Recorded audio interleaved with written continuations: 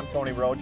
You know, on my days off in the winter months, I love nothing more than finding some backwoods panfish lakes to explore. There's just so many out there that just seem untouched, and I guess it's the hunter inside of me that enjoys it the most, but just going out looking for panfish on various bodies of water, especially when it's out in the middle of nowhere, absolutely love it.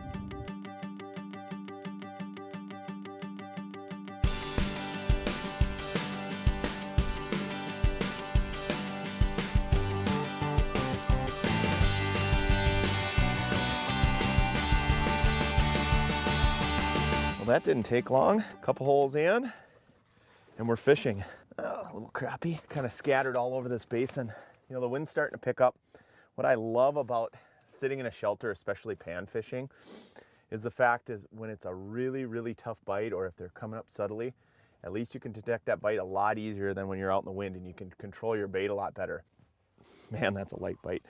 That's what I mean about being tucked away out of the wind, so you can detect that bite. Oh, he's mad that he had a free meal.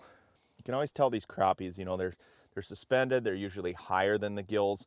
We're in kind of a shallow basin. It's a little bit of a bowl area out here where these fish just kind of roam throughout the winter months. And typically the crappies, you'll see them just scream up to the bait, whereas the gills, like I said earlier, they'll kind of hover or kind of lurk right underneath that bait.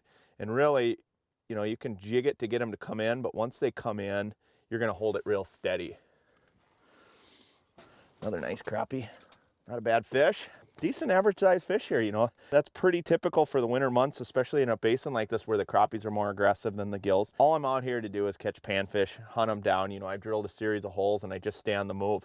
As soon as the fish slow down or I don't see them in the hole, a lot of times it only takes 10 or 20 feet and boom, you're right back into the fish. That feels a little more gill-like. Oh yeah, that's what we're looking for right there.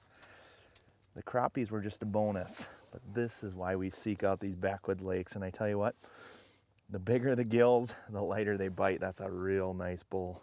It's always a challenge. It's like a game of cat and mouse with these big gills. You know, you gotta just watch their every move on the mark. And that's why I love seeing that, you know, 3/4 inch target separation. You can really tell when these great big gills get right on your bait. The otter hideout is one of the most well thought out designs when it comes to one-man shelters, bar none. One thing that is noticeable right when you get in here is the 9 feet of fishing space that you get inside this otter. And of course it collapses down nice on itself, but you've got plenty of room for your gear and of course plenty of room to fish up front. The little cutouts for your legs are great because you can sit back in the sled a little bit, allowing you more fishing space up front. And of course, like all otters, it's got the square tubing, an insulated shell, and the seating system is super comfortable.